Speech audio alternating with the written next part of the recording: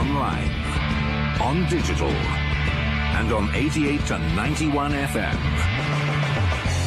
BBC Radio 2. Russell Brand. It's time to play the music. It's time to light the light. It's time to meet the Muppets on the Muppet Show tonight. It's time to put on makeup. It's time to dress up right. It's time to raise the curtain on the Muppet Show tonight. That should be longer, shouldn't it, that song? You're listening to Russell Brand on Radio 2. I am him. Listen to the Strokes, then we'll do a proper radio show right down your brain.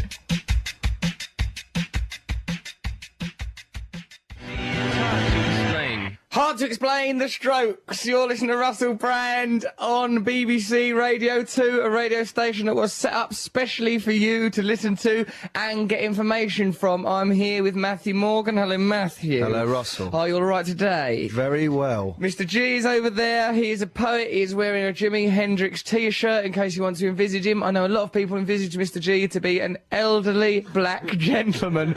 He is a young, vibrant, sexy black man. You should see him sat over there caressing his chin now. We've got an awful lot of stuff going on in this show. It's jam-packed. I don't think we'll be taking any herbal drugs, will we, Matthew? Not this week. Because we went strange on the old herbal drugs we took last week, didn't we? We certainly did. We took some herbal Viagra. It didn't do us any good at all. After the show, the madness continued, didn't it? Because like, there's a bit where I whirled around with a bottle of water and threw it all over the webcam and smashed my elbow into a speaker. That really hurt. That's why I couldn't be in Jackass. That and my inability to even have a 5-minute What did you conversation. do? You just suddenly you flailed around. There's water everywhere, and then you sat in a chair and sulked. I didn't sulk. I was just Injured. Injured. Yeah. I was really happy to communicate, but I just had to really focus on the amount of pain. Look at that bruise. Can you see it? See? Yeah. See, that's the bruise. If you were here now, you could see a bruise. If all of you were here now, we'd all be squished. That's not to say it would be terribly wrong for you all to be here. Yeah, it went a bit mad, because of the herbal Viagras. What was extraordinary, though, in hindsight, was that when Roger Lloyd Pack, a.k.a. Trigger Actor, came in here as our special guest, he shunned the chance of reprising his role as Trigger, with me and Matt playing the parts of Del and Rodney. However, when handed an unidentifiable packet of drugs, he scoffed them and then took the rest home. Took them home, didn't he? Went over a big handful of drugs, didn't he? Well, God knows what sort of state he's in now, Roger Lloyd Pack, actor, I bet they didn't even touch him. He didn't even notice him. I bet he was wandering around his house with a filthy great erection, knocking into things, troubling his poor wife. I bet the pets slept outside that night. I bet it was grim. This is live. What is happening now is actually happening now. If you want to call us, you can. 0500 288 291, or you can text us on 88291, or you can email russell.brand@bbc.co.uk. Just say whatever you want, or we can narrow things down to these sorts of incidents, what I'm about to discuss out of my brain now. Now, you know we went on about that ice cream van thing for ages and ages. That is actually happening next week, right? Me, Matt, G, other people associated with the show, not Mikey, however, the Scottish gentleman, as unfortunately he is serving a short, sharp prison sentence for a series of terrible crimes. No, he's not. He's just, I think he's working with Tim Westwood, isn't he? He is working with Tim Westwood. Yeah. I don't reckon he'll get his own page on MySpace working with Westwood. I don't reckon. He might do. He'll have Westwood to change won't his let him name. on. He'll have to change his name. Hello, boy. Will he? Who are you, Frankie Fraser? I don't know, you should be allowed on the radio. You That was should. quite good. I wish I had that voice all the time. Well, no, he wouldn't be able to. He'll have to change his name. He'll Go have to change- undercover, son. He'll have to go to cover. No, don't speak like that all the time. Well, I do like people that speak like that sometimes. It's quite nice. Look at you kissing up to everyone in the community. Hey, everyone. Don't speak like that ever, but I love that voice. Hey, I tell you what, if you do have a voice like that, don't feel like you've been left out, because I'd like to cuddle you up close. Right, so remember, next week we're going to be on the South Promenade next to Blackpool Pleasure Beach from 9 to 11. Oh, it's a pleasure beach. Do you want some pleasure? Oh, yes, please. Are we going to be beach. safe in an ice cream van? I've heard course the we'll be Blackpool's safe. fairly rough at night. Blackpool, mate, I done a gig there once. It was good. It's really friendly, upbeat, good-looking bird. You'll have the time of your life. It's going to be crazy. Donkey rides. I think that still happens. At night? If you're prepared to take a few little risks, mate. If you want to get involved, if you want to drag the nag out of the stable, get right on his back. Yeah, so we're going to actually be there. Come down there, because this is the realisation of a lifelong, well, not a lifelong dream, we're just saying we've been saying for ages. We are #1 podcast at the moment, I believe. Yep. So we're celebrating that. What will we do in the ice cream van? What should we do? These are the things I want to know. Is it functional? Can it sell ice cream? Yes, it must sell ice creams. We definitely want to sell ice cream. Give ice cream away for free. I'm really into the idea. Yeah. I've always wanted to use one of them Mr. Whippy machines and just whirl it all out. I've always wanted to whirl that out on a woman's boobs. Well, maybe you'll get a chance. Woohoo! So that's one Whirl the boobs! Whirl Is the it boobs! mobile? Does it drive around, or is it just... Yes, it will be mobile, and we will How be driving do you around. know? You're looking through the glass nervously as you say that. Through that glass, you may see glass there, mate, but some of us see an oracle, like in ancient Athens or something. And I see through there, I see all sorts of answers. It's just like looking at a bit of a charred old crow's feet and other medicines they used to use to see the future. Go on, so you want it to be mobile. I want it to be mobile, will be mobile. and actually, because we need to escape if it all goes mad. It's go mad. We're not the A-team. What do you think? It's at night. So what's night now, Matthew? Nothing weird's happening, is it? Unless you consider this little erotic display. When Does it start becoming erotic? When the old Winky comes out to play, and it becomes a dirty little sexy party. Look at you peering through my pug hole. That's my flies. So, I'm trying yeah. to undermine. You think you're going to shock me by flashing at me? I'm just going to stare at it. Stare at it if you like. Because what is it that some flashers, I've been learning about flashers recently on a course I was forced to go on for flashing. Have you been on a course? That's what I'm going to say. Flashing's quaint now, isn't it? It's charming. If someone flashed me, I think I'd be delighted and flip him a silver sixpence. Well, thank you very much for the effort. It's very nice. But there's no necessity for there to be an erection, you understand, with a Oh, no, flasher. I've never thought there was. I think they Didn't just you? go... and run off. I don't think they waggle it in a fashion. I think they flash it. Like, but I mean, it is quite quaint. And if you're getting off on that, I mean, I don't know, if someone flashed me, if I was flashed female genitals, I'd just go, oh, well done. Well, of course. But if I was flashed male genitals, but they're not as good, are they, looking-wise? I mean, I saw a documentary earlier in the week about the men having penis extension operations. I thought, well, that's a lot of trouble to go Is to. it a documentary or DVD you sent off from a website that you've been in talks with? If you really, really want your penis to be a bit longer, try getting an erection. It works every time. Almost quadruples in size. It never goes right, does it? Penis What's that? extension operation. I don't know why it exists. I don't know what the, I don't know what the It's benefit just funny is. that you're talking about this now, and then you suddenly wear these trousers with the zip on one side now. It's as if there's been some botched operation. There's been no botched ops down my trousers. Hey, so listen, things you might like us to do on that pleasure beach, tell us by texting us on 88291 or phone us 0500 288 291 or email russell.brand@bbc.co.uk. Tell us what you'd like to happen in that ice cream van. I say this, it will be mobile, we will be giving out free ice cream, we're staying in the north that evening, so there's going to be all sorts of sexy Lancashire adventures going on in that ice cream van. What do you want to happen in it, Matthew? Well, I just want it to be orderly. Orderly? Yes. All right, Grandad. It's not going to be orderly. It's going to be You'll climb on the crackers. roof. I will. I always climb on the roof of Well, anything. I know what will happen. This is what my prediction will happen. Go on, then. You'll go, I want to climb on the roof, I want to climb on the roof. And then Radio 2 people say, you're not insured to go on the roof. Yeah. And you can't go up there. And then you'll Yeah. go, I'm so small-minded, Jim Morrison would have done it. Then you'll climb up there. Yeah. And then it'll just be pointless. And when you're up there, you'll do your classic thing of not knowing what to do and flashing. Woohoo! Get ready for Flash! Ah! You've seen mediocre genitals? So yeah, give us a ring when you want to. Also, though, there's a few other things we've got to discuss. Noel Gallagher is coming on the show. I reckon we should ring Trigger up and say, what happened to you, mate, when you go home with them sex drugs? Yes, we should ring him up. We will ring Trigger up now at home. He's probably still high as a kite on sex drugs, bludgeoning his poor wife with his angry jennies. Well, I'll tell you what, we'll listen to a little record, then we'll do that. Noel Gallagher is, of course, coming up later.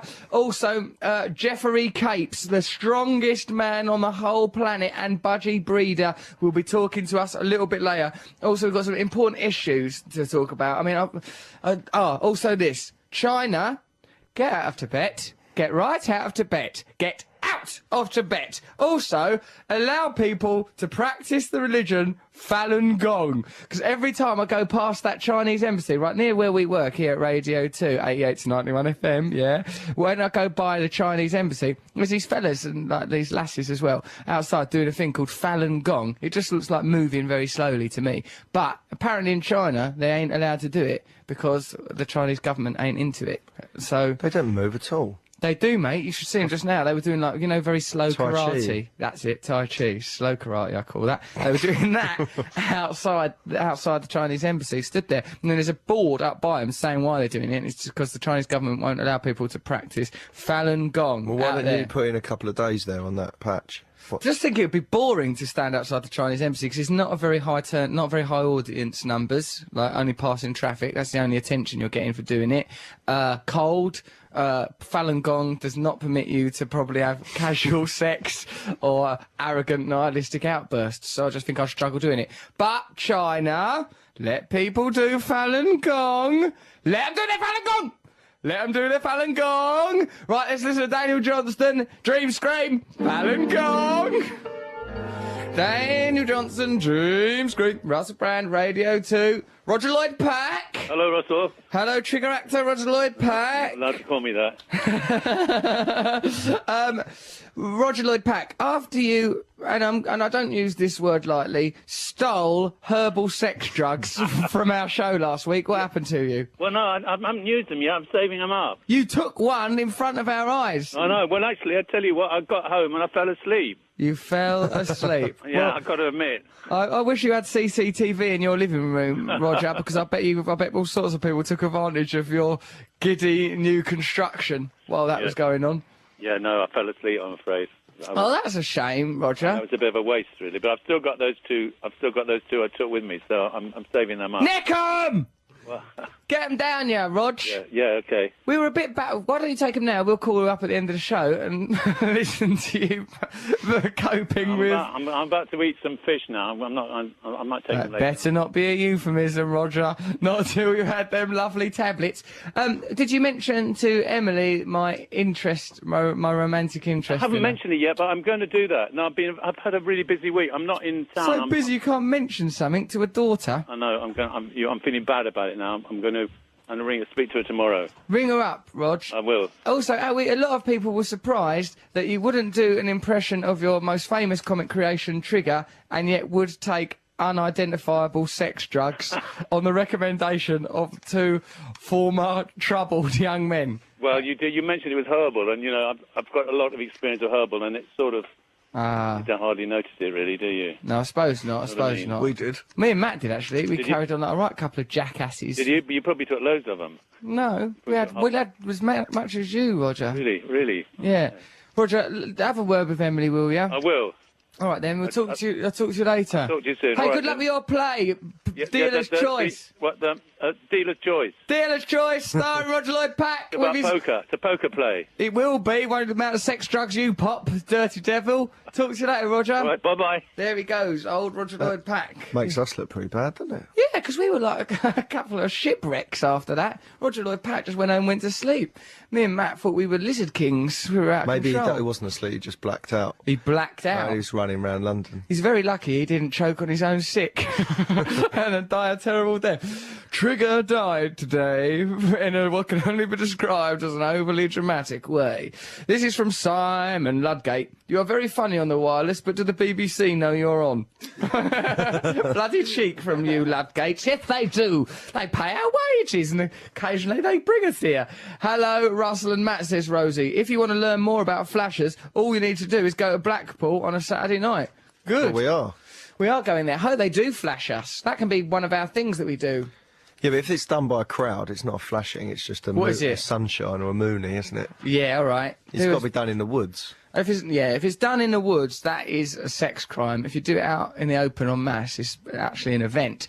Right, so here's a few of the things that I want to mention. Stables Market in Camden, North London, London where we live. They're closing down this market. I think we don't want it being closed, and we think it might be a corporate commercial enterprise. I think we're against it. Now, because this is the BBC, everything I say must be balanced out. So on one hand, Is it wrong to let corporations take over our public spaces and slowly deplete our freedom to congregate? That's one hand. Or is it bloody good business, a bit of a laugh? Whoop, boop, doo, boops. So you make your own mind up, because I've given both sides of the argument now. But tomorrow will be the last day. Can I have one? Maybe I could have one opinion, you have the other opinion. All right, then. What are you going to be? I think I'm against it being turned into a shopping centre. Turn it into a shopping centre! Turn it right into one! Don't stop when it's nearly one and think we've done enough. Go right the way through to it's a shopping centre, and it's got absolutely no individual character. I know young, what's her face, young Nash, Katie Nash, she done something, didn't she, down there? She done a gig to help it. Yep, but they're still going to close it. I think tomorrow's its last day, so if you are in the area, yeah, it's over tomorrow. So that's it. We people that live near Camden, like me, Matthew, we can't go down there and get jeans. And Russell's been down there so many times in the past year. I don't know how much of my life I spend down there just, you know, chatting with the Barra boys, just doing a lamp of water. So you get all your Dior jeans from these days. I mean, you know, you get a very good bargain on Dior jeans, you can get some lovely bejewelled skulls, block wallpaper. You can get bejewelled skulls. What? Not designer ones. Oh. Fair enough then, because otherwise I'd be down there like a shot. That's why we need a shopping centre full of bejewelled skulls.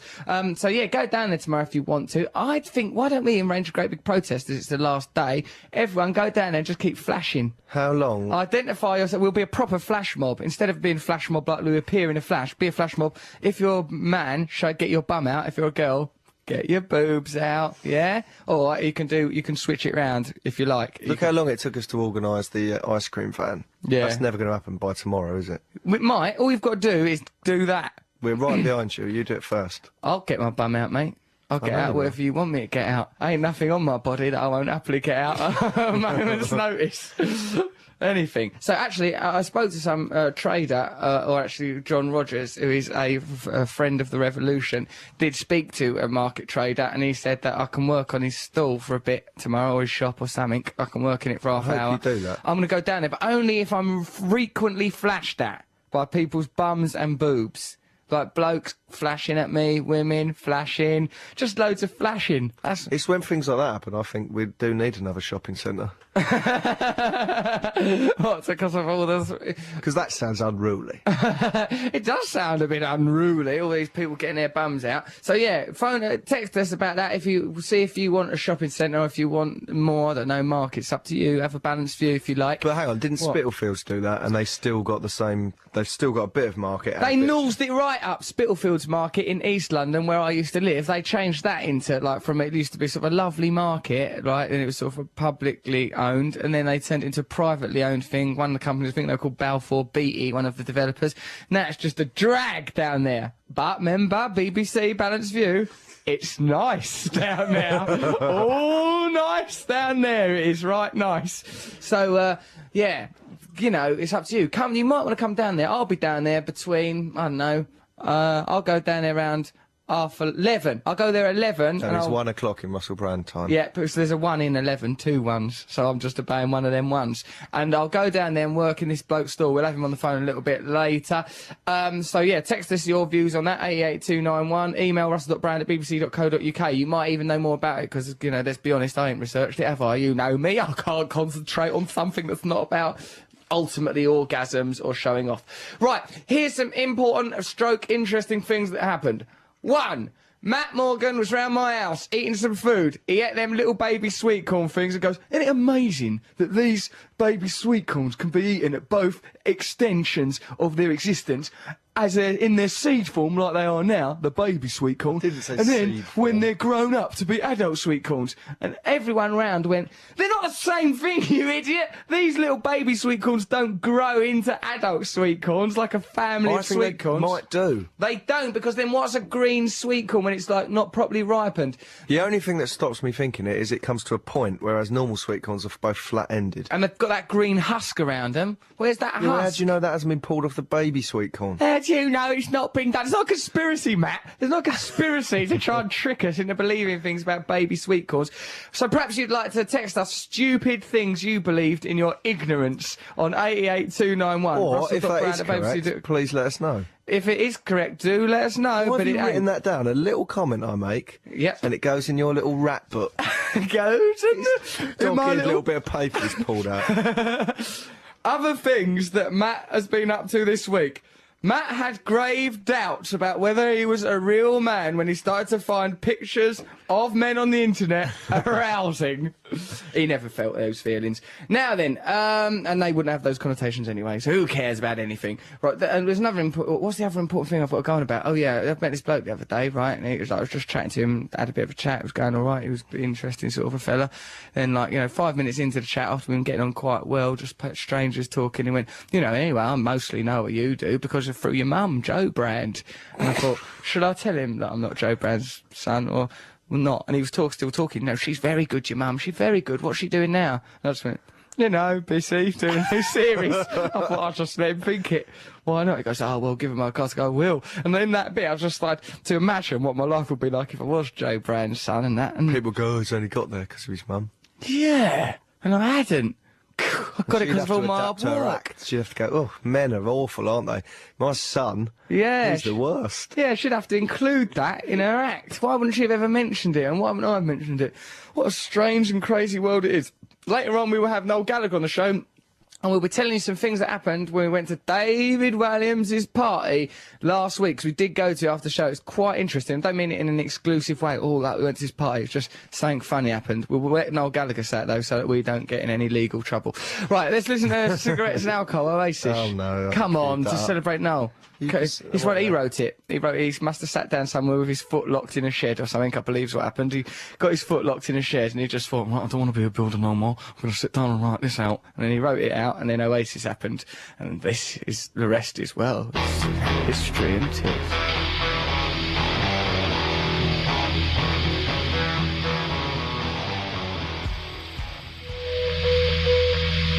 Cigarettes and Alcohol, Oasis, Noel Gallagher, Liam Gallagher, they are in that group. This is some things that have been suggested to us by people, things that we should do while we're in Blackpool, which we will be next week between 9 and 11 on the South Promenade, next to Blackpool Pleasure Beach. Come down there, support us, we want to create... This could be a key point in the revolution, is what I'm saying. Here's some of the suggestions for ideas of stuff we should do. Look at this person. Minnie Thompson, or Tomo. Love Tomo Tompo and Minnie Tomps. This is who this is from. Tomo Tompo and Minnie Well, Tomps. I've lost respect for them. All right. Hey Russ, I think you should get Octopig to serve ice creams at the Pleasure Beach. We cannot get Octopig to do that. I think Octopig is dead. This is from Lauren. If my mum brings you to Blackpool next week, will you come on the infusion ride with me, please? If you are too scared, will you come on the Derby Racer horses instead? Because they're not too scary. I will buy one of your ice creams. Love from Lauren, age 11. Are there rides there? There's rides, baby! I want to go on a ride. We're going on the rides. After we've done the show, we are going to Pleasure Beach. If they let us all in for nothing, we'll get into all sorts of adventures there. Roller coasters. What's the one called? Infusion, is it called? Did it just say? That sounds wrong. That sounds It like sounds like Twinings tea. Other teas are available. Just sounds like a sort of posh tea. You wouldn't name a ride after that, because it would just be a ride we went, oh, well, that's been wonderful. Wonderful infusion. Thank you very much. I've had a very pleasant afternoon. That would be, that's We're not... going round again. Oh, jolly good. Whee! Oh, crikey. But there is a ride called the Teacups, so, in fact, teacup ride. it doesn't represent the experience of having a teacup at all accurately, does it? Because you No, what idiots. because you whirl round. It's dangerous. When you have a cup of tea, you just sat down watching a telly. What? So hang on. If you imagine you were a sugar cube, you dropped in a cup of tea and yeah. it was stirred. I'm imagining it, man, because Yeah? I'll tell you what, you won't lose me, because I will go on that journey with you, Matt Morgan. I will be that sugar cube, What yeah? I don't like is the teacups have a door on the side that's just a big cutout that you walk into the teacup. Yeah, maybe that's for the spoon. You could put the spoon in No, that. it's like there's a cup, but with just a hole in it where you step in. Yeah, that's true. That's nothing like a cup, because how would the tea be retained inside it? This ride is inaccurate. Plus, a house of horror. If you had a house that was full of horror, what on earth would you put a train through it, running in it, making stops off at some of the things you'd be anxious to conceal, like skeletons made of luminousness? They're rubbish, aren't they, ghost rides? Rubbish. Absolute I rubbish. went on one once, it said on the wall, it will tear your soul apart. Right? I went on it, It was the most. It was badly kept, and it was badly kept. They hadn't bothered with it. There was bits of it where they'd left the lights on in bits, and with the lights on in, that's rubbish. It goes. Was that bit a bit rattle scary, through. or was that the noise of the train? No, it has like an alarm noise. You know the noise. Oh, yeah. As you go in. Yeah, no, not that. It is. It's Never left your house.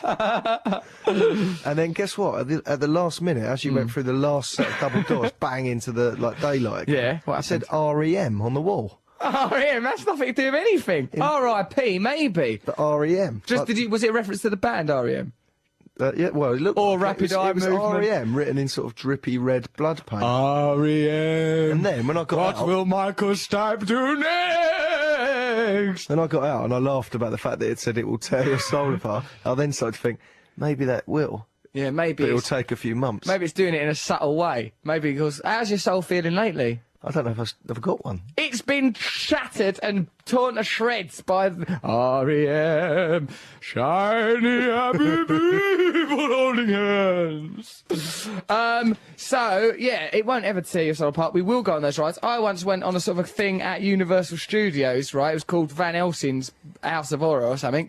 Well, it was horrifying, right? Because you go in it and what it is, it's not like a sort of like REM and band names written on the wall and eerie slogans like "will tear your soul apart." Like actors just leap out at you, so you can't help but be scared. It's dark in there. You're walking through like a sort of a darkened corridor. You can't really properly see. Then an actor just comes like "Ah!" and he's dressed as Dracula or Frankenstein or someone. But that ain't the point. If he dressed as Doris Day and jumps out behind you, it's going to freak you out, isn't it? Yeah. It don't matter who he dressed as. When was that? What age were you? Last year. It was someone jumps out at you. Last year? Well, I don't know. I was in Hollywood. I can't remember what was going on. I was over there for something. It was on holiday. It was 3 or 4 years ago when I went over there. I went on holiday with a girl over Christmas to Hollywood land. Yeah, it was bonkers, actually. I've been to the one in Florida.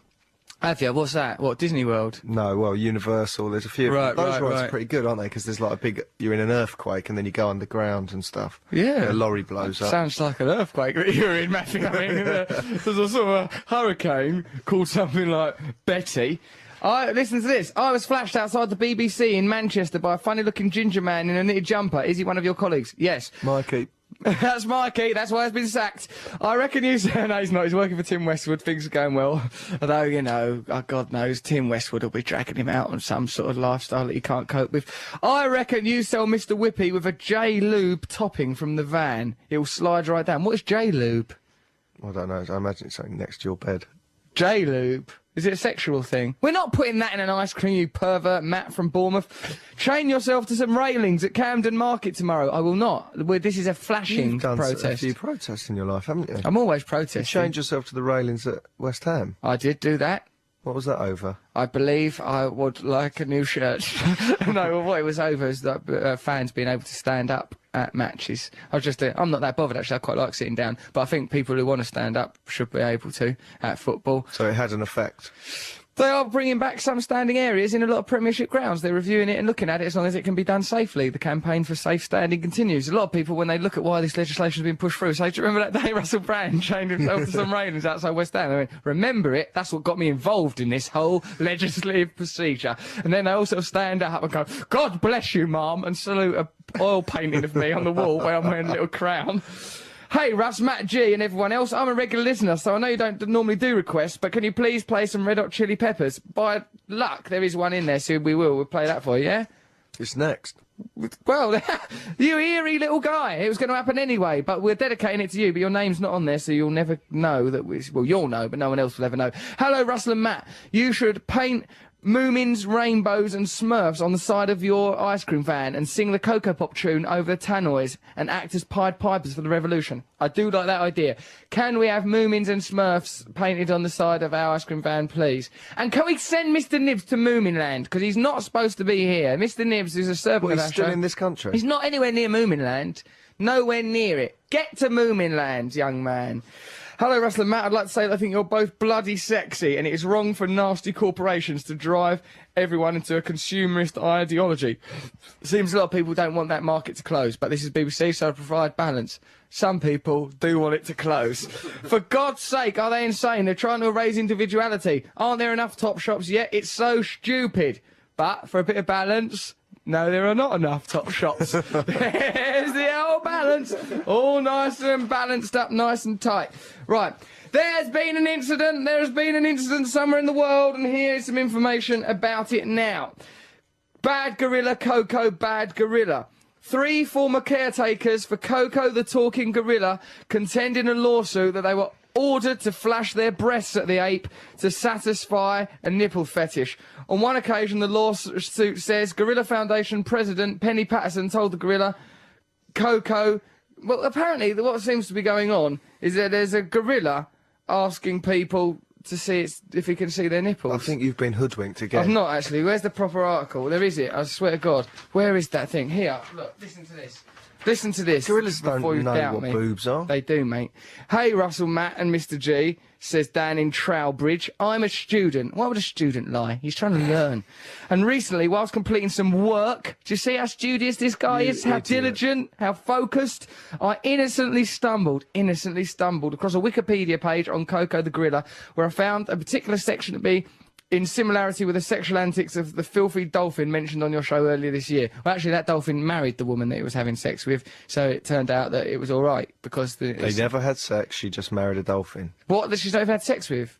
Well, it's going to come as a bit of a shock when that dolphin suddenly goes... That's the bit you think's weird about it. She hasn't even had sex with him. Hold on, you're marrying this dolphin, you've not had sex with him. Well, let me tell you something, sex is a vital part of any marriage, particularly to a dolphin. So I suggest you get yourself a snorkel.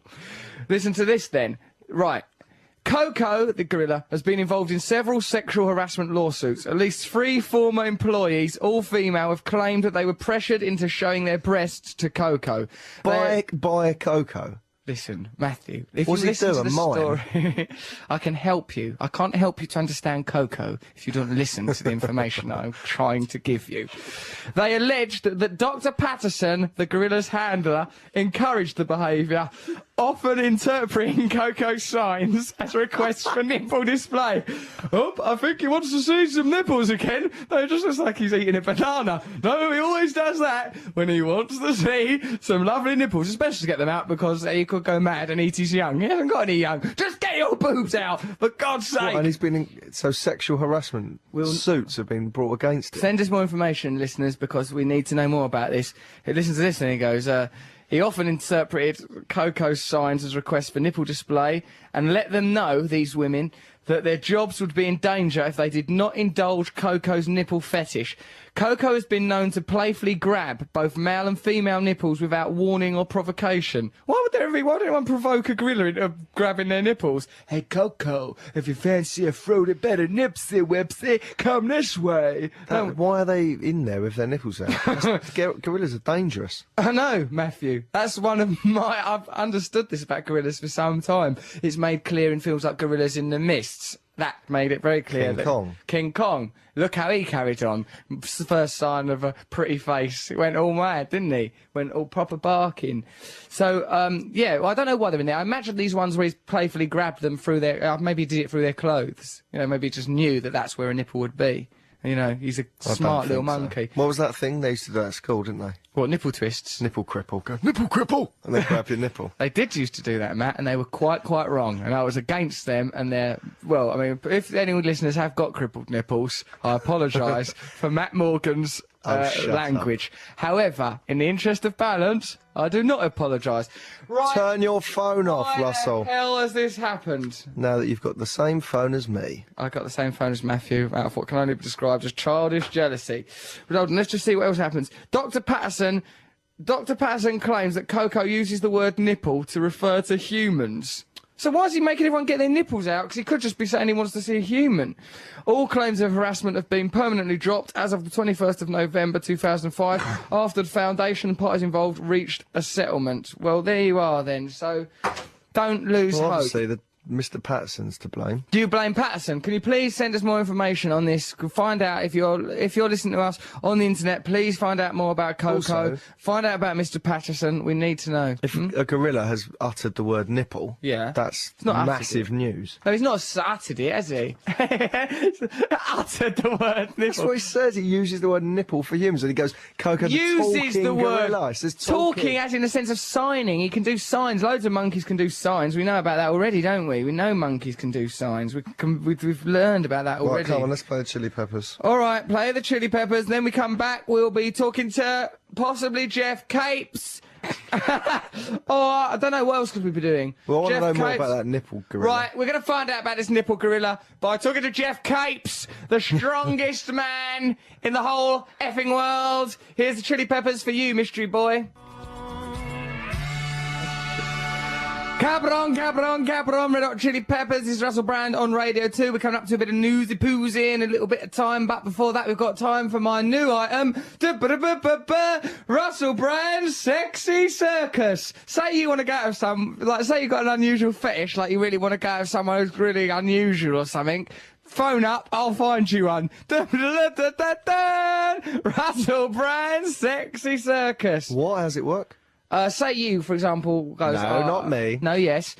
You want to go with, say, someone that, had a co-joined twin. I go, all right, mate, I'll get you one. And then I'll just go, who's got a co-joined twin? And wants to go with Matt. And then, I'll get them for you. Brilliant. It's Russell Brand Sexy Circus.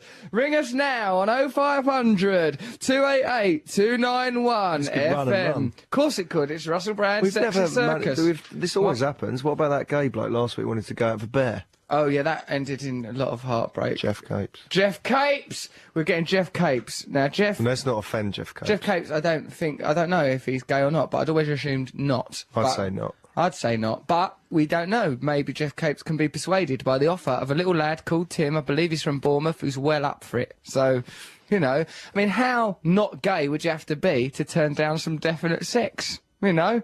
If you have to go, no, I'm really, really not gay. Because, say me, I'm not gay. But if little Tim wants to have it off, well, why not? Give it a try. Who's to say it might not be a life-changing experience?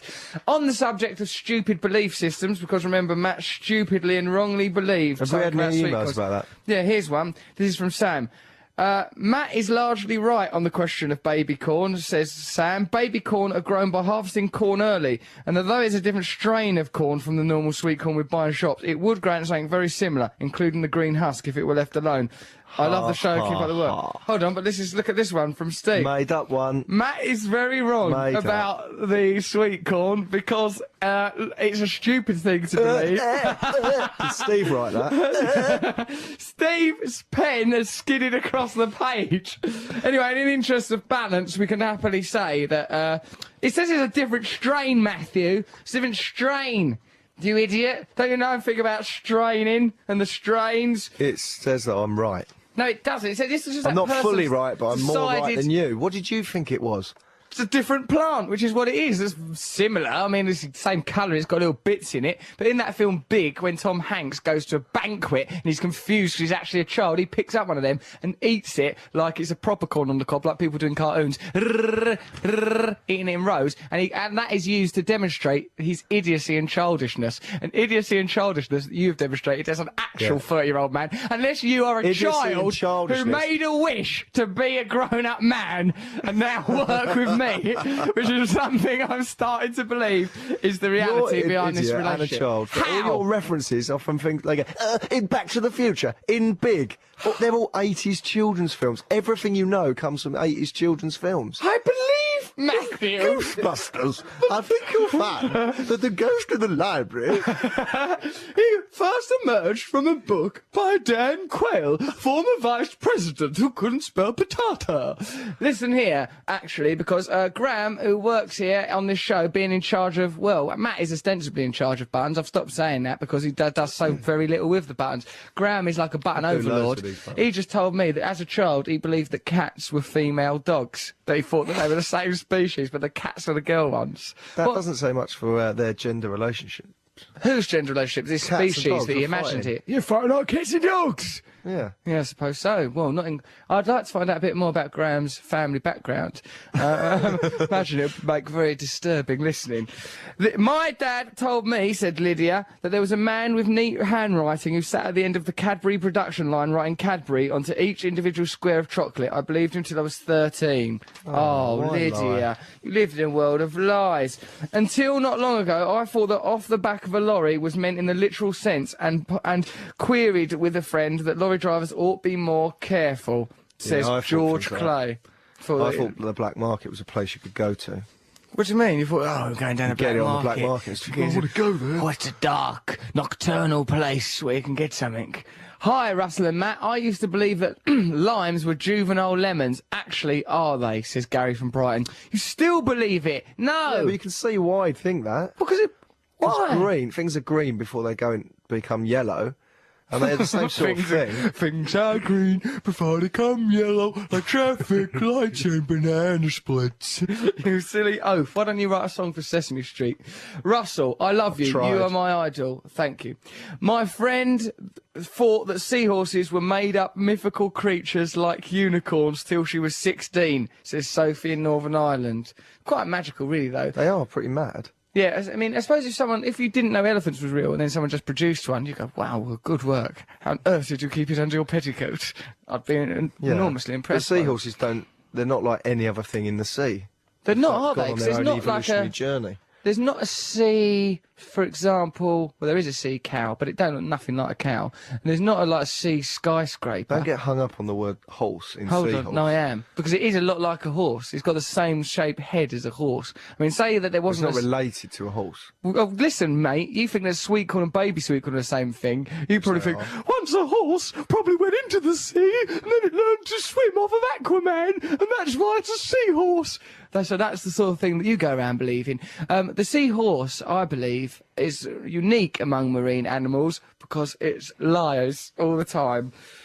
Oh, this is Skinny. I love Camden Market. They can't take it away or I'll cry because something odd, all sorts of weird. You're a legend there. For my birthday, I bought loads of crazy clothes using that text language that teenagers use. Now listen, young man, you've alienated us with your bizarre use of the number 8 and Zs. But thank you for your support of Camden Market. But in the interest of balance, shut it down. Yo, man, Russ, you were talking about Whippy earlier. Did you know that Margaret Thatcher had a hand in inventing Mr. Whippy as she used to be a chemist? No, I don't know that, and I don't believe it either, that Margaret Thatcher invented Mr. Whippy. What's a chemist? What if chemists, they're always on that little raised platform just doing stuff up there? Yeah, up there. Aloof. Elevated They're from us. inventing ice cream. That's all they're doing up there. They need that space and height for these poxy contributions to the world. OK, right, we are going to have a bit of news now. Out of the news, we're going to be talking to... Out of the news. I thought you meant out of the nose. I did say Out of the news. We're going to be talking to Jeff Capes about his inhuman, beastly strength and budgerigar breeding, how he got into that. I'm quite interested in that. We'll ring up Noel Gallagher later. Also, why aren't we talking to any normal people? Should we talk to some normal people? They don't seem to ring us. They do. It's just Nick. He hangs the phone up on them. Nick, produces the car. Car? Well, whatever this is. I think because it gets driven, it's like a car. Anyway, I think them drugs, they've damaged my brain. Have you noticed? Mind you, I've done some stand-up the other night. It's brilliant. Right, come on then. Let's go to the old news. News! Here is the news! And here is the 10 o'clock news now. This is Andrea Simmons. Online, on digital, and on 88 to 91 FM. BBC Radio 2. Russell Brand. Richard Hammond hosts Bank Holiday Breakfast from 7 o'clock. Being nicknamed after what is essentially a fat, tailless mouse whose only trick is it can hide his lunch in its face in case it gets peckish later on and dies unexpectedly just to upset your kids. On 88 to 91 FM, BBC Radio 2. They all looked cross at me when I did that. Richard Hammond! Listen to his radio show!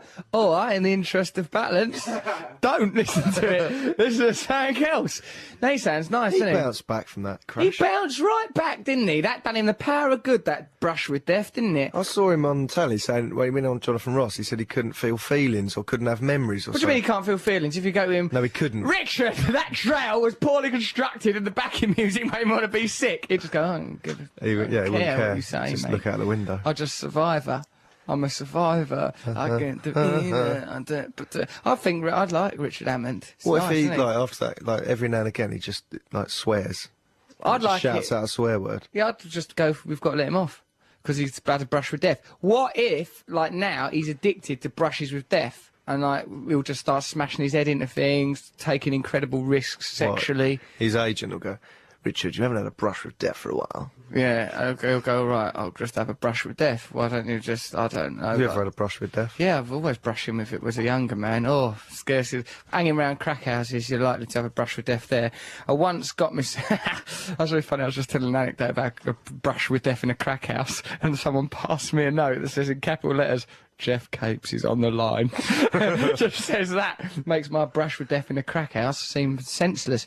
There was a prostitute arguing with a pimp, and I just sort of got involved a little bit in it. And I This thought, isn't the time with the tiny gun.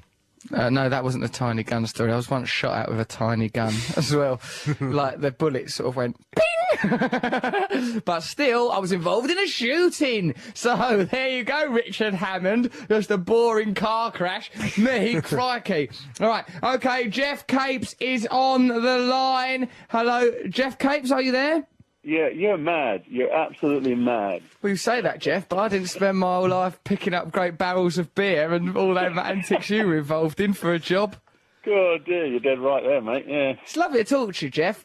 Yes. So were you aware at the time of your fame was pretty expansive, and I don't know how much it affected you. Just at my school, for example, Jeff Capes was a byword for strength. Who do you think you are, Jeff Capes? People would say. Yeah, it's crazy, isn't it? You know. Was you married at the time, or are you married? Is that the thing? Because we was wondering whether or not you're gay earlier. What, now? People said that you're not gay, but I just thought perhaps you are. No, I'm not gay, mate. I have a partner now. I was married. Oh, yeah. Was you married at a time when you was the strongest man in the world? No. Was you taking advantage of your position as a strong man by having lots of really strong sex? Yeah. That's a rather pointed question to ask, isn't it? Well, you could just say, mind your business, Russell, or you could go, yeah, I was actually. I was using you can get away with different moves, you know that, don't you? Yeah. Because, you being strong and all that. Yeah, I know, it must be brilliant, because you could pick people up and carry them. Are there strength groupies? Were there women that go, oh, he's so bloody strong, if I could perch myself on his knee? Yeah, I suppose there was. There were... times, I suppose, you should throw a few bras and knickers at you to sign and all that. But, through bras and knickers, they're difficult to sign as well, aren't they? Because there's moisture and the pattern. Yeah. Yeah, I suppose there was, yeah. I've never thought of it like that. I've never thought of it like that. No. What have you not thought of, like what, Jeff, you big strong pervert? These groupie things, I mean, if you stars, you do all that, and all the rock groups and all that sort of stuff. Yeah, I do get bras thrown at me, but where I'm not that strong, it sometimes hurts a bit. Because I've not got the strength to absorb it up. Right, Jeff, how come though, right, I know you're a big man, you always look like sort of a normal bloke. How come you're like, sort of, say for example, like a bodybuilder or something, they look like they're made in a factory, whereas you, Jeff Capes, look like a normal bloke, like you look like you drank beer and that. While that was going on. Yeah, well, I suppose in a way, I was a natural sort of guy, I was one of 5 brothers, and we're all the same, You sexy brothers. There should be a musical about you and your brothers. There should be a musical called The Capes Brothers. 7 brothers type thing, Yeah, that type thing, Jeff, but that would be difficult, because then you'd be in direct competition with that already existing musical. This would be 5 brothers, right? And, you're the strongest one of them, and the others all have another superpower. One can see through walls, just different powers. One can make fire come out of his hand, maybe. Just different powers. The Capes Brothers. Yeah. It's a work in progress. Jeffrey Capes. What other things do I need to know? Now, Jeff, is it true that now... did you get into much fights when you was the strongest man in the world? Never got into fights at all. The hardest thing is obviously to walk away from. The easiest thing is to get into them. Right, because I suppose you could use your massive strength to perhaps punch someone. Yeah, it's always a problem. You got the finger pointed at you a bit in the pubs and that. And, the finger? They pointed a finger at you, Jeff Capes? Yeah, like you could check you on type thing, but you had to walk away, didn't you? That's a bold policy. Capabilities, What, they go, I might try and take on Jeff Capes? Yes, they would do, yeah. Crikey. Well, that's a bonkers risk to have taken. Yeah, they were bonkers, yeah, but I had to walk away from them, so... You're a placid and gentle man, aren't you, Jeff? I'm a pretty gentle sort of guy, yeah, but, don't provoke me, don't push me, Uh-oh. That's like the Hulk. You've got a hulky element to you, you big sexy brute. Jeff, we recently saw a TV programme where you had Leo Sayer from the pop singer, wearing a kilt perched on your shoulder. You were wearing a kilt, Leo Sayer was wearing a kilt, Leo Sayer got on your shoulder while the two of you sang the song He Ain't Heavy, He's My Brother. Jeff, Yeah, I can remember that, yeah. It was a program that he did, you know, he did with kind of, I suppose, other stars, other sports stars or whatever, and we had to do a gig with him, you know, either sing or play an instrument or something like that. I can't play an instrument, so I have to sing something, you know? Yeah, did you like having Leo Sayer up on your shoulder? Because he's wearing a kilt as well, so you got very near to Leo Sayer's upper thighs and nude bottom. Well, he had to try to toss a caver.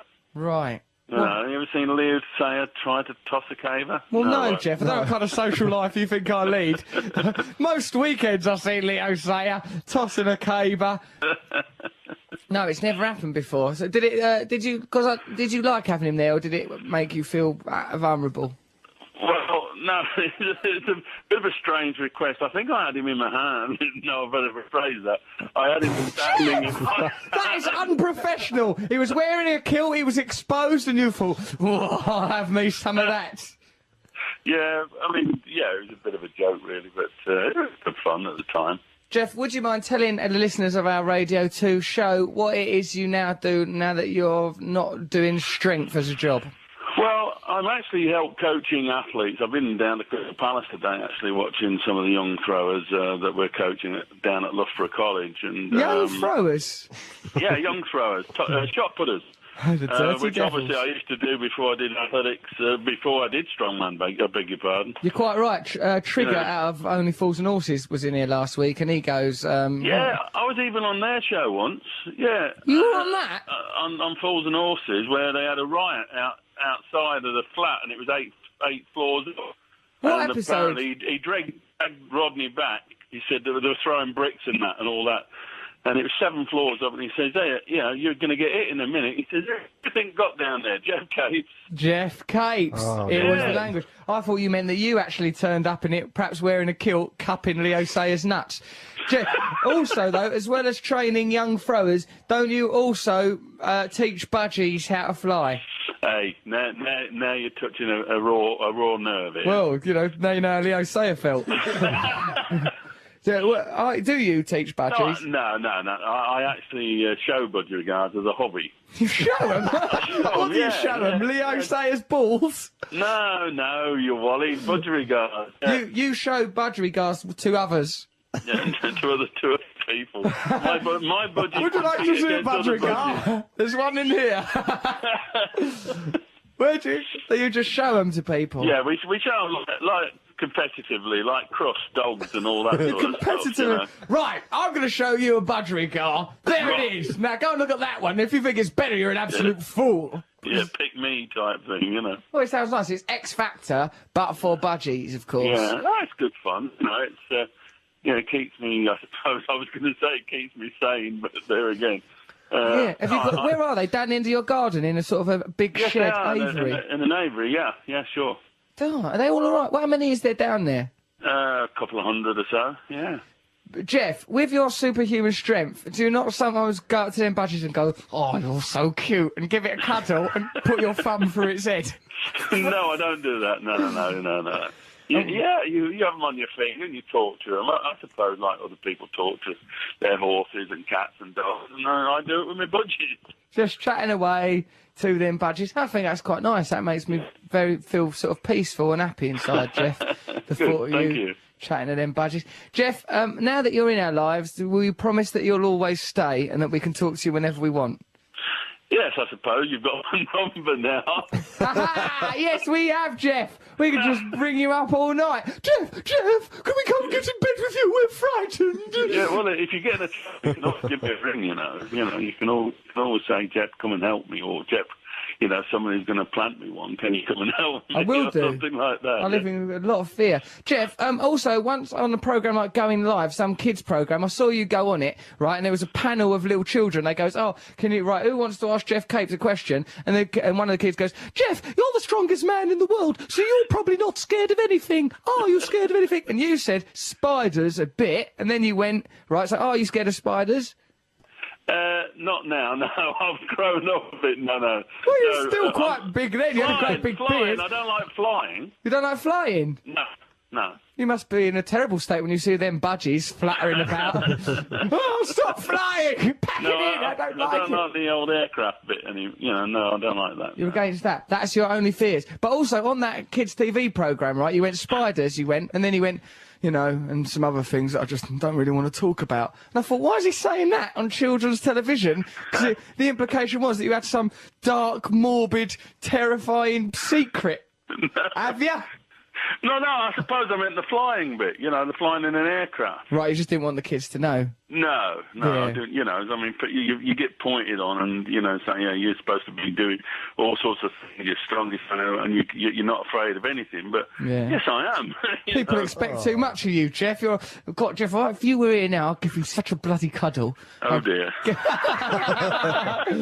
Jeff Capes, thank you so much for coming on our show. We love you, I love you, and I don't know, Thanks very much, mate, yeah, lovely. Lovely. Bye, Jeff Capes. I kissed the microphone. Jeff Capes! Jeff Capes! I really like Jeff Capes. I can hear him laughing. Oh, he's like Jolly Green Giant. Jeff, he's gone now. Oh, well, we'll never see his like again, will we? Oh, he's lovely, isn't he? And he's friendly and warm. Oh, Jeff Capes, I'd like to fall asleep on his lap. Why? I don't know, just you'd feel safe, wouldn't you? Unless you started trying to get up your kilt like he did Paulie O'Sayer on that TV programme. Oh, yeah, he's a very nice bloke. Yeah, he's a really nice man. Right, should we listen to a record of some description? Yeah, what do you want? Record. Doorbells, then. Doorbell, the White Stripes. Yeah, right, yeah, listen to that, stick it on. Yeah, all right, put it on.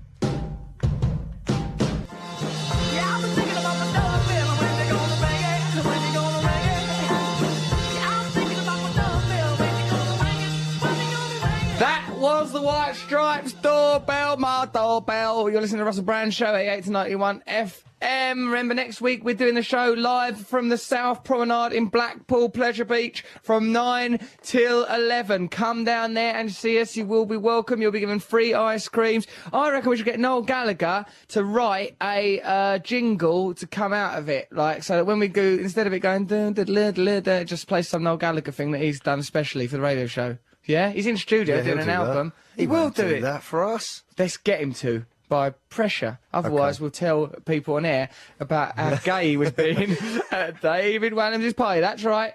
Noel Gallagher was acting all gay, and he'll be justifying that later on this show. Not that there's anything wrong with being gay, but there is something wrong with Noel Gallagher being gay. I don't think there's anyone in the world that would dispute that. Balls, says the headline. Woman jailed for testicle attack. A woman who ripped off her ex-boyfriend's testicle with her bare hands has been sent to prison. Quite rightly. What an attack to pull on someone. Both of them right off. Well, let's have a listen. Amanda Monty, 24, flew into a rage when Jeffrey Jones rejected her advances at the end of a house party. Good Lord. What? Never reject someone's advances is the message there if you're a man and that other person is a woman. Yeah? Better? Yes, better. But still bad? Still quite a bad thing to say. But for balance, do the opposite. She pulled off his left... My God, this woman's berserk. She pulled off his left testicle and tried to swallow it before spitting it out.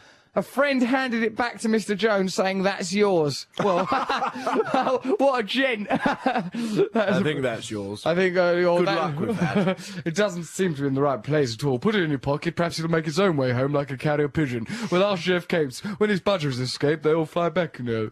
But look at this. I like this subheading. You know how, like, each paragraph has its own little subheading? Yeah. This one, the subheading is pulled hard.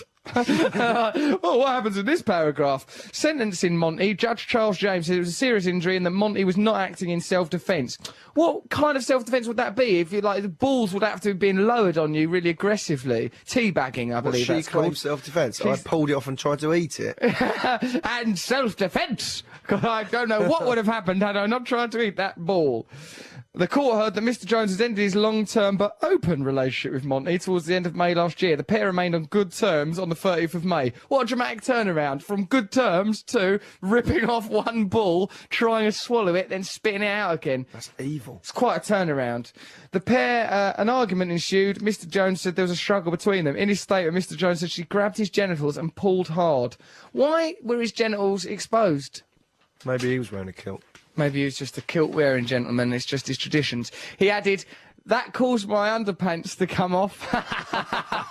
That caused them to come off. And I found I was completely naked and in excruciating pain. I like that he found he was in excruciating pain. Hang on, I'm in excruciating That's a good pain. form of legal speak, isn't it? Yeah, you yeah. have to, like, write a statement. So Yeah. that's born of that. Yeah, that's right. He's not talking in a normal fashion. The court heard that a friend saw Monty put Mr. Jones's testicle in her mouth and try and swallow it. This woman's wild. I mean, she's out of order, but can you imagine the sex? I mean, like, if that's what she does when she's angry, imagine when she's in a good mood. She'll do anything. She tried to eat one of his balls out of anger. Isn't that to stop them being able to reattach it? Yeah, Imagine right. waiting for it to pass through her system to have your Jesus ball Christ. back. Can I have my ball back? Excuse me, miss. Come my ball back, please. Come my ball back. No, like a vicious neighbour, puncturing the ball and giving it back again. It is that, exactly that. She's a vicious neighbour. She's a vicious neighbour.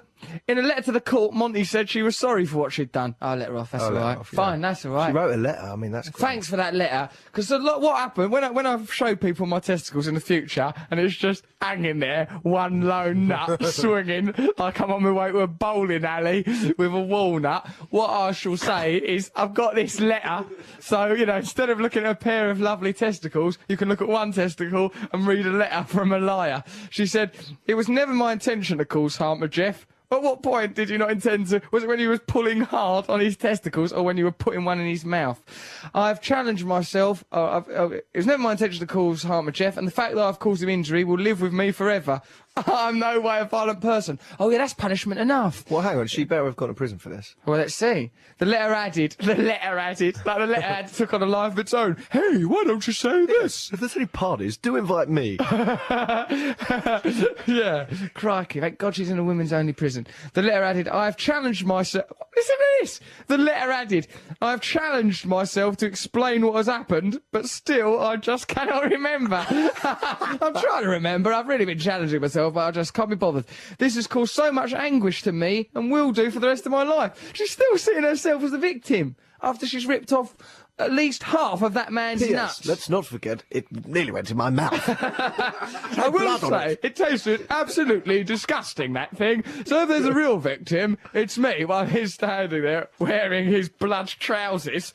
I had a real sour taste in my gob. That's awful. Heather says, why are some things horse versions of themselves, like horse chestnuts and horseradish? Good point, Heather. Why are they? Because of a conspiracy by the government, probably the Chinese government. Get right out of Tibet. Right out. Let people do Falun Gong. Let them do it. I reckon horseradish, that grows in horse fields, doesn't it? What, so, yeah. Horse manure. Out of horse manure. Did you only say cow manure? No, I didn't. Good, You merely good. imagined that. I must be going all strange inside. Monkey misery. This is a good headline. Monkey misery for Kenyan women villagers. Monkey misery, because you can't imagine monkeys causing anything but tremendous joy. A troop of vervet monkeys is giving Kenyan villagers long days and sleepless nights, destroying crops and causing trouble. Earlier, a local MP, Paul Mwilt, urged the Kenyan Wildlife Services to help contain the aggressive behaviour of these monkeys. But Mr Mute caused laughter when he told Parliament that the monkeys had taken to harassing and mocking women in a village. But this is exactly what the women in the village of Nahu in southwest Kyuku are complaining about. They estimate that there are 300 monkeys invading the farms at dawn. It's good that they can coordinate it, these monkeys. 300 of them at dawn. A dawn raid from monkeys. It's impressive that the police can get it together to do a dawn raid on time. But 300 monkeys... They eat the villagers' maize, potatoes, beans and other crops. And because women are primarily responsible for the farms, they have borne the brunt of the problem as they try and guard their crops. They say the monkeys are more afraid of young men than women and children, and the bolder ones throw stones and chase the women from their farms. Nahu, the village's women, have tried wearing their husbands' clothes in an attempt to trick the monkeys into thinking they are men, but this has failed. I wouldn't like to find myself getting dressed in order to trick a monkey one day. No, I mean, you've got to really look at yourself there, haven't you? Right, I've got to trick this monkey. I'm going to put on some Evel Knievel clothes and behave like I'm a real daredevil. Monkeys throwing stones as a weapon, that's a breakthrough. That's a big thing. Like there's Coco the monkey earlier, Coco the gorilla, not Coco our monkey, the Coco Pop monkey. Other monkeys are available. There's Coco the gorilla. He is demanding about see women's boobs, right, through the medium of that guy. And then listen to what this lot are up to. When we chase away the monkeys, this is one of the villagers. When we chase away the monkeys, we are dressed in trousers and hats, so we look like men, said Lucy Nureji, told the BBC News website. But the monkeys can tell the difference, and they just don't run away from us, but point at our breasts. They ignore us and continue to steal the crops. Saucy, cheeky monkeys. Oh, come on. What kind of men are you? Boob men? A new breakthrough? They just point at the breasts. These monkeys know what they're doing, don't they? So what do the men do that makes them more scary? They must, like, fire guns at the monkeys or something. I don't know how a man has to treat a monkey to win that monkey's respect. I think it might be some pheromonal stink that a man gives off that a woman simply maybe. doesn't, and the monkeys think, uh-oh, there's that smell. It can't be visual. You can't just think by putting on a top hat you can trick a monkey. I think if you read on, it says that the monkeys sexually harass the women. In addition to stealing crops, the monkeys also make sexually explicit gestures at the women that they claim.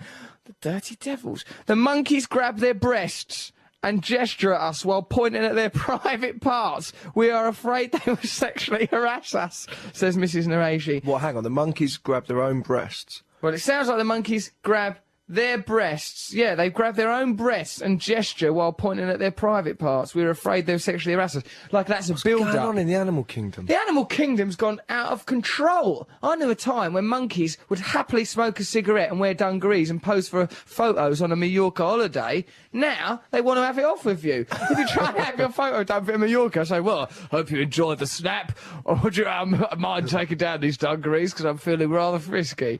Dirty little monkeys. The Kenyan Wildlife Service said it's not unusual for monkeys to harass women. Well, let them off then, fine. So, it's not unusual for monkeys to harass women. It's a bit unusual. And to be less afraid of women than men. But they'd not heard of monkeys making sexually explicit gestures as a form of communication. They hey, what am I saying now? Is it a book? Is it a film? Am I feeling a little randy?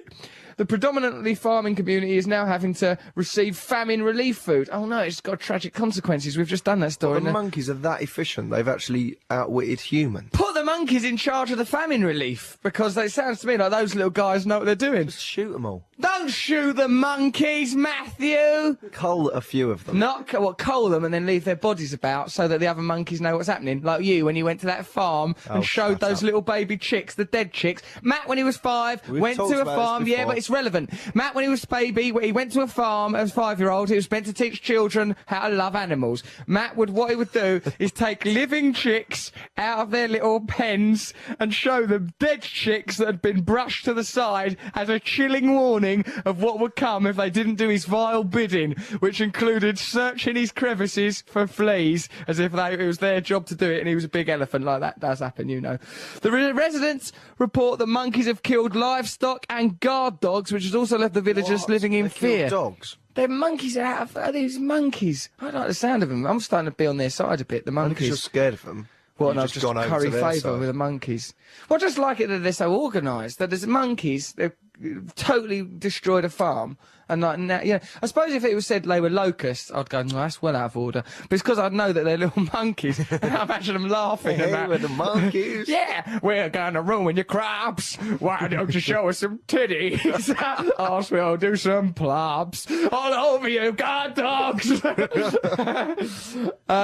villagers' attempts to control the monkeys have failed. The monkeys evade traps. They have lookouts to warn the others. This is Planet of the Apes of impending attacks and snub poison food put out by the residents. Their spokesman, Cornelius, said, until we have our own village, we will continue to rage against the people of Nashu.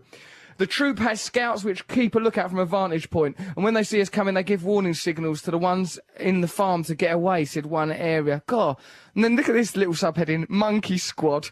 The town has been warned by the Kenyan Wildlife Service not to harm or kill any of the monkeys, Matt Morgan, as it is a criminal offence plus out of order. Running out of options, the residents are harvesting their crops early in an attempt to salvage what they can of this year's crop, and will mostly be eating tiny little sweet corns, tiny mushrooms, and other tiny versions of normal veg. Well, how could you battle the monkeys if you can't? How would I battle the monkeys? If you're starving, let them have what they want. Starving. Sleep with them. Sleep with those little kinky monkeys, and then they'll just, maybe they'll leave. No, the last time man bred with monkeys. Hey! Monkeys! Leave my crops alone! Oh no, that's just a monkey licking my balls. Sorry, it rhymed, and therefore it's not offensive to do a version of The Wall in which a man has sex with a monkey. I won't. Matt, you were about to say that men I wasn't. You just said, you know what happened last time mankind had sex with a monkey? AIDS. You idiot! That's not true. They reckon it it's came not from true. monkeys. It might have. Who done it to the monkeys then? A snail? What are you going to do? Trace it all the way back? It's got to have come from somewhere. No, but that's what they reckon. It was a monkey disease and it crossed over to men. So how did it cross over? Don't start blaming the monkeys. They're all right. Probably on safari. I was very bored once on a safari holiday when I saw a very well-organised troop of monkeys bothering some villagers. I got so turned on that I got an erection before I knew it. There was a terrible, terrible crisis. No, I don't think there's any proof, mate. I think that might even be one of those terrible old prejudices. Like you can get it from toilet seats. Yeah, like No, that. but honestly, I think there's... Well, you might be able to. I don't know. I don't think we should start blaming monkeys, because I like monkeys. I'm not saying they created it in a lab. They had a disease. It crossed over to men and it warped into a killer disease. Look, I'm not undermining the threat. You're undermining the threat of AIDS, saying it's a monkey illness. You're calling it monkey flu by the end of the programme. Right, okay, and if anything there was offensive, I'm not able to judge, so I'll just apologise anyway. So, right, why don't we... Haven't we got a monkey sex expert on the line? What's the name? What? Who is it? Roger Mugford. Roger Mugford, please help get us out of this sexy little monkey pit we've dug ourselves. Are you there, Roger? I am, Russell. Someone's got to get you out of this, indeed. Thank God. Are you the man? Monkeys used to rule the world, you know. There are ancestors, our uncles and aunties, not so many generations back. Monkeys ruled the world? They did rule the world, and then we came along and started nicking all their good ideas and best habitats and outgrew them and thought we control the planet, but really they're ready to take it back. It seems like there's a bit of a monkey grudge, and that's why the monkeys are kicking out in this way through the medium of AIDS and attacking villages, according to Matt Morgan. I hear all these stories on Gibraltar with the old baboons there. You don't mess with those baboons. Why? What do they do? They got voting rights. I mean, that's why Spain doesn't really want Gibraltar back in. Hold on, that's not true. Baboons rule. You're meant to be... Look, we've brought you on this show to be the voice of reason after we've said some things like... monkeys are responsible for the death of Freddie Mercury. Then you come on and behave like an absolute idiot.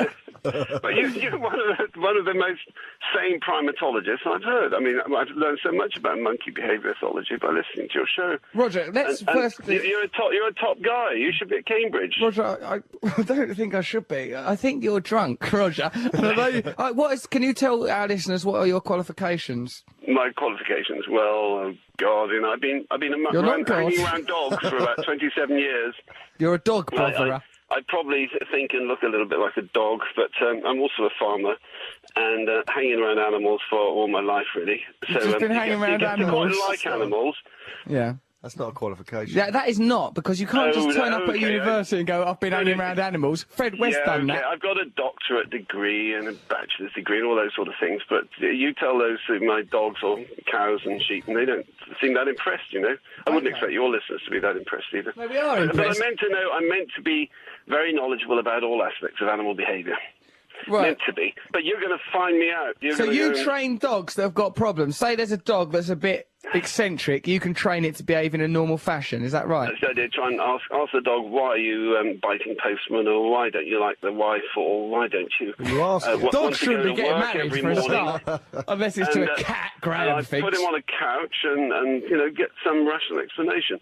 But no, I mean, like today, I was with a bull terrier. Oh, yeah. Called You Abba, dirty and devil. I hope you use something. We don't want any more problems. Seriously, this is clean. But Yeah. she wanted to chase her tail. All her life has been about chasing her tail. And she's only 9 months old, and What a you imagine dream. spending most of her living days have been chasing her tail, and not surprisingly, her tail was getting a bit stumpy and sore. I'm not surprised. She was good So at it. it was all about frustration and lack of environmental enrichment and lack of predictability in her life. And she's going to be just great. Lack of predictability. Yes, they like predictability. They like things to be predictable. certainties. Right. Yeah, they do. Oh, a dog needs to live in a world of certainty. Why do you think it is then that Coco the gorilla just wants to ogle women's knockers all day?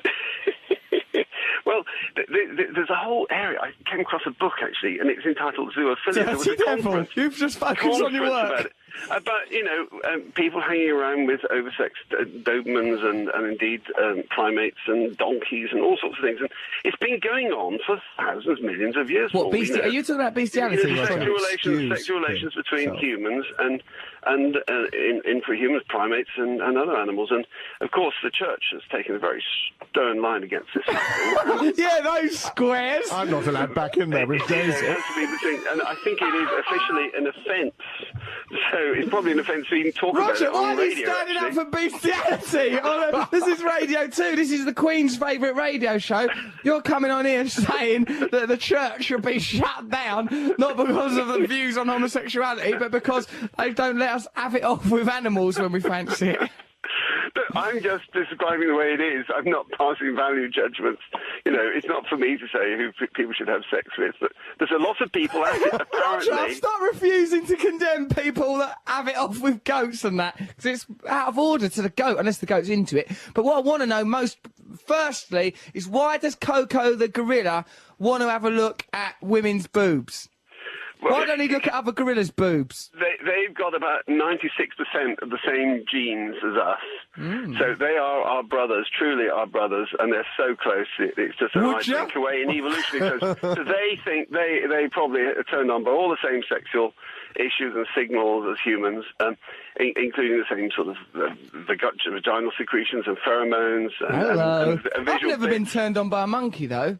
And they will have cultures. There's so much of sex is learned, and it'll just be the same for monkeys. And if you've been having to stick in a Coco gorilla cage, you've been probably humanized to the extent that he thinks human. He just thinks human now, so he just thinks that's normal for him. He thinks ladies' boobs are just wonderful. I'm well into it. Roger, do you think have that you interviewed Mr. Patterson? Where is Mr. Patterson, please? He said he was a bit busy. He said he had his hand up a monkey. Roger, could you please explain to us, Roger, if you were left to live like Diane Fossey, the gorilla expert, with gorillas, after about the third day, would you start making the gorillas wear negligees? No, I'd be very detached and very doctoral and very serious, and I'd do just like Diane Fossey. I'd be sending back my notes neatly all typed up, and be every bit the scientist, and I wouldn't get too familiar and fond of them. And I probably wouldn't give them names like she did. Roger, you are a sexy little monkey expert. Thank you, you filthy little monkey. Here we come, walking down the street. We get the funniest looks from everyone we meet. Hey, we're the monkeys, and people say we monkey around, but we're too busy singing to put anybody down. Sometimes we touch those monkeys. Hey, we're the monkeys, and people say we monkey around, but we're too busy singing to put anybody down. We're just trying to be friendly. Come and watch, sing and play. We're the young generation, and we've got something to say. We're the monkeys. Monkeys, monkeys. monkeys. We're just trying to be friendly. We've got a funny way of showing it by coming to our village and pointing at our boobs, you cheeky little devils. This is from Emma. She's talking about that bloke we just had on, Roger. He's really, I've met him. I was on TV with him. He's really nice and wise and knows loads about dogs and monkeys. Trust him, says Emma. Well, he's nice, wasn't he? I liked him. But he was excusing bestiality. He sort of seemed like that was his mission, didn't he? Yeah. Right, Well, I mean, they're 95% the same as us. And so what's the problem? they like the same secretions. So. Yeah, if you leave a man alone with a monkey for half an hour, what do you expect? I mean, you talk for a while, of course, yeah. Give it a cigarette, see what it looks like, and eventually you get urges. No, I liked him. He was lovely, that man. Thank you very much for coming on, Roger, because we just cut him off to put that song on because it seemed pertinent, and indeed was. Hey, Russ and Matt, use them crazy Kenyan monkeys during the revolution. They could be a well-organised monkey army to use at our disposal whenever we please. Peace, love and rock and roll. Paul and Helen Snubrook. People do use monkeys as thieves, don't they? That's happened in this country. Well, Indiana Jones' enemies used that little... I hated that little one. Is this a reference to the 1980s children's That film? one in a waistcoat betrayed Indiana Jones. He thought it was his friend. I hated that little waistcoat monkey. All other monkeys I'm well into, but that one, I wouldn't sleep with that. This is from Warren. Dear Russell, as one anonymous libertarian once said, when injustice becomes law, resistance becomes duty. Oh, interesting. The restrictions on protesters at the Heathrow climate camp highlighted how private companies are able to use the law to stop perfectly reasonable, peaceful protest. The Protection from Harassment Act was used as a premise to stifle what was a legitimate protest. The law was designed to be used against stalkers, i.e. to protect desirable celebrities, but in reality, corporations have used it against peaceful protesters. In one case, some lovely old peace campaigners were prosecuted for holding up a placard outside a US air base saying George W. Bush, oh dear. This was ruled to have distressed the US serviceman. Another protester... Oh dear. Oh dear. Oh, come on, that's a lovely English protest, isn't it? Not to get George all no W. Bush, swearing. oh dear. You could go, oh, hello, dear. Hello, you all right? Dear. Do you know, I think I can hear in the background. It's Noel Gallagher. Oh, God. Noel, are you there? Yes, I am. It's murmuring Noel Gallagher on before whispering Bob. How are you, Noel? I'm pretty good. Been listening to our show tonight? No. Match of the day, match of the day. No, I've been watching a bit of the Reading Festival and then a bit of Match of the Day. Ah, good. Okay. How did City? Oh, City lost to Arsenal, didn't they, today? I went. Yeah, it was good. It was a good game. Okay, well, I'm glad to hear that. We won't get entrenched in football as we have a largely female and football disinterested or uninterested listenership, and not least dear old Matt over there. So, yeah. Well, let's talk about your favourite subject, which is yourself. Yep, let's get on with it. Now, what were the main subjects? Let's talk about that party you went to around Wallens last week. That was interesting, wasn't it, Noel? What? You discovered a new... Who would have thought that you, Noel Gallagher, would be a closet homosexual just waiting for the right man to come along, in this case Kenny Goss, partner of George Michael. You two were flirting, man. The flirting between you and Kenny Goss. Real spark there. He was... Matt will back me up on this. He was very drunk and he was trying to frighten me. Right? And I was having none of it. Yeah. Because I don't get frightened by the gay people. Now, not that we've got anything against the good old gay community, they're some of our best that's what I'm saying. people. I'm scared, are they? No, I suppose they're not. But you were having a lovely old flirt with Kenny, he was leaning all over you. Yeah, Matt. Yes, Noel. Don't try and... Don't. Look, you write enough lies about me in that poxy little column of yours, right? in the Guardian. Yeah. Right? Don't go spreading. Mind you saying that, no one listens to this radio show anyway. Whoa, #1 podcast in the country. We've put on 40,000 listeners. How many listeners have you got? 40,000. That we've put on 40,000. I wouldn't bother. Oi, Nancy boy, we put on 40,000 listeners. Was listened to by 40,000 people. 300. That was an additional 40,000 on top of, I think, the 300,000 we already had. 340 lies about me, Brand. Carry on. We're not lies, we're just saying that there was a nice chemistry between you. Now, are you going to talk to George Michael about the breakup of him and Kenny, now that you two so obviously want to become a couple? Well, what I've got to say on the subject is not broadcastable on the radio. It's live, right? Well, the things you'd like to do to Kenny. I'm kind of sat here now, biting my tongue, really, because I don't want to Are you sure you're not biting Kenny's tongue? Or anything like that. But if you carry on Yeah. I'm going to start using Cockney rhyming slang words that rhyme with swear words, which will be decipherable. No, you your sexy little threat. I've never been threatened with rhyming slang. I will use rhyming slang on Well, you. I will. No Gallagher there. You won't be saying that when there's somebody with a clipboard and a pencil going, now, Mr. Brand, you lost control of the interviewee. Well, yeah, well, all right, fair enough. I mean, Right, he's then. using... Oh, what carry on. kind Let's of talk rhyming about slang you. are you going to use? Berkshire. Because Burke, which is one of the most anonymous ones, is really rude, isn't it? Berkshire Hunt. If someone goes, you were a proper Burke, it means Berkshire Is Hunt. that where it comes from? Berkshire Hunt. I didn't know that. Yeah, it's proper rude bit of rhyming slang, so, you know. So yeah, but do your worst, because we've just done the worst one there, and it's completely innocuous. No, but let's talk about that Kenny was too Goss. highbrow. Yeah. Okay, so, yeah, that was a bit mad, old Kenny Goss, wasn't it? Like, He was a bit, well, he was drunk though, wasn't he? Do you know what I mean? He was It's like, you know what tipsy. people like when they get drunk, they get a bit hyperactive. He was flirty, very flirty with... Well, you say that used to, I mean, you were kind of pulling up your tuff to expose your nipples to him. I was pulling it if down. That's not flirting, what is? I was with my pregnant missus, Yeah. right? As you were, I mean, God bless. I mean, you were with Matt, right? Who couldn't be less gay. And He could be a bit less the gay. guy? G was there, wasn't he? G was there, we were all there. Yep. I was with a pregnant lady. You were with two questionable males. While you were showing him your breast. Yeah, that I chemistry. rest my case, Your Honour. Yeah, it was a lovely night there, and I must say that I found Kenny Goss interesting company. He was because I liked the way he kept looming up. There were times. He was entertaining. He was entertaining, wasn't he? Yeah, he was. It was an entertaining evening. Now, are you aware, Noel, that we have been talking about the crazy world? Oh no, you're not, because you're not going to listen to the show. We've just been talking about monkeys. Really, there's a tribe of monkeys trying to take over a Kenyan village, and they're doing quite well. Sexy little devils. They're trying to take it over. Yeah, they're trying to protection racket and stuff like that. Yeah, they are. They're nicking crops. They're sexually harassing the women there. They're not the ones that you see in the paper that have been like slaughtered. That they've got them racked up on. I've seen them pictures in the paper this week. No, that's gorillas. But these monkeys are probably... They're worse gorillas, aren't they, really? Yeah, they are. They're proper evil. No, they're all right, mate. I think a lot of these monkeys are wound up by the way we're treating the monkey community. We just had a bloke on the radio, a monkey expert, an animal psychology expert, and he more or less said that we should be having it off with monkeys on a regular basis. Well, you do. Now, come on.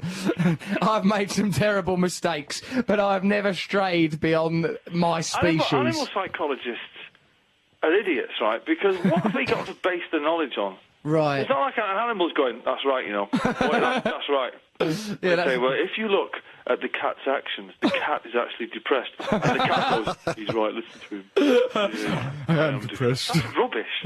Get a proper job, whoever he is. Get a proper job. It says you sitting around thinking of words that rhyme with Nova month after month.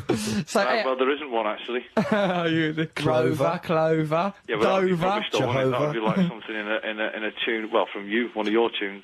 Hey, now listen, we've got one we'd like to recommend to you. Let's have a little listen to this. This is for you and your new partner. Noel Gallagher and Kenny. Although the intro is longer than anticipated. A couple of weeks ago, your idiot listeners are saying that, like, me and Matt are a gay couple, and now you're saying that, why am I implicated in homosexuality? I don't know why people keep thinking it, Noel. Because you're playing this song in your house. Turn down your stereo now. No, turn down the radio. Down, Noel. If you are going to do it, Noel, do it right. I always do it right. Sarah will testify. There he goes. Lovely old Noel Gallagher in his bright new future. I just hope George forgives you for the way you've carried on. So, well, thank you very much, Noel, for joining us very near the end of our show. Have you got anything of importance that you'd like to relate or report? You're an idiot. Thank you. Thank you very much, Noel Gallagher there. Friend of the show, Mr. G, is now going to summarise the show. Stay on the line, Noel, if you've got the time. Mr. I G, haven't got everyone. time for this idiocy. Match of the day still on, so I'll see you. All right, I'll see you later. Noel Gallagher there. He's off to watch Match of the Day. Stay with us. Okay, and here is Mr. G. Woo, yeah, all right. They say that all the world is a stage, so permit me to engage and encrypt in this transmit a verbal trip to quickly say. In a place where flashing's deemed as quaint and market forces lead the way, and gorillas dribble over nipples unless they've been crippled from school days. Does Matt have an infatuation with sweet corn family trees? Do horses have multiple relations even under the sea? Monkey expert information just ain't what it used to be. Perhaps the confusion arises from rides on large cups of tea.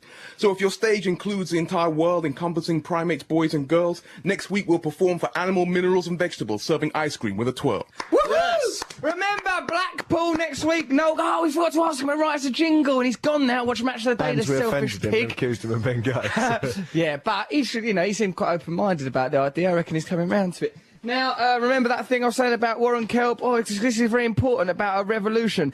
This person is saying about, well, go to YouTube and have a look at me being, this person has got tapes of me doing quite revolutionary acts about Spitalfields. Have a little look for old Russ on YouTube doing revolutionary acts. That is from Warren. And the revolution's coming on quite well. Right, here's just a few reminders. China, let people do Falun Gong. China, get out of Tibet. Camden, leave that market open. Or, alternatively, China, stay in Tibet. China, don't let people do Falun Gong. Camden market, shut it down. Those are, you can take either one of those opinions and do what you bally well like with it. I think I'm going down at 11 o'clock tomorrow to Camden, do a bit of work in there, come down there, flash me, even if I don't bother going because I'm too tired. You go down there anyway and bloody well flash.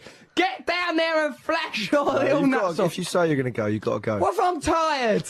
Well, you're always tired. You're always tired, hypochondriac. What is it this week? Peptic ulcer? Yes. Right. What hypochondriac. Okay, so, next week, Blackpool, come there. We're definitely going to be there. It's happening. We've got the ice cream van. It's going to be painted. Send us some suggestions if you want those suggestions implemented. Enjoy your life. See you tomorrow down Camden Stables Market. Oh, no, we've got another minute, actually. Why am I so panicked? Hey, let's relax a little bit.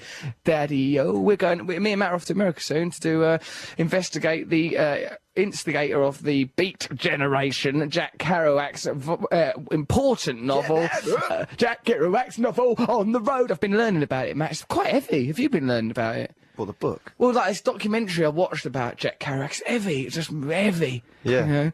Heavy, man. Why are you using the nomenclature of hippies? Because I really like the documentary. It's heavy. Hey, I dug you it. breadhead. Hey, Daddy-o, you better get to it. You're full of these cool cats. That's a drug. Don't do that. And also, don't have sex with monkeys or any of the other things we've recommended next on week, this Blackpool, show. The week after that, New York, we do a show. We're going to be in New York doing and a show. after that, something like San Francisco. Cool. What a lovely ride. We're Glad going you on. haven't read any emails for about 2 years. I don't trust Cool, it. where are we going? Cool, excellent, Daddy-o. Hey, I'm not down with that. I've just been doing poems with a beat in the background. That's the sort of thing I'm into. Yeah, learn a bit about Jack Kerouac. Get into our revolution. It's coming on all nice. Remember to be very active in your political views, you know, not letting things get shut down and not letting China be in Tibet. It's up to you, really, know what you do. Okay, so thank you to all our guests. The lovely Jeff Capes, Roger Lloyd Pack, Noel Gallagher, what's his name? Roger the expert. Was it Roger what? Mugford. Roger Monkford. Mugford. Roger Mugford. How I love ya, how I love ya. Right, okay, this is BBC Radio 1. Thank you, Matt. Thanks, G. Thanks to all of your listeners. No, not Radio 1. Don't listen to that. It says 88 to 91. I said Radio 1. Right, I'd like to say this is Radio 2. Radio 2. Get 1, add it to another one. That's the number you want. Radio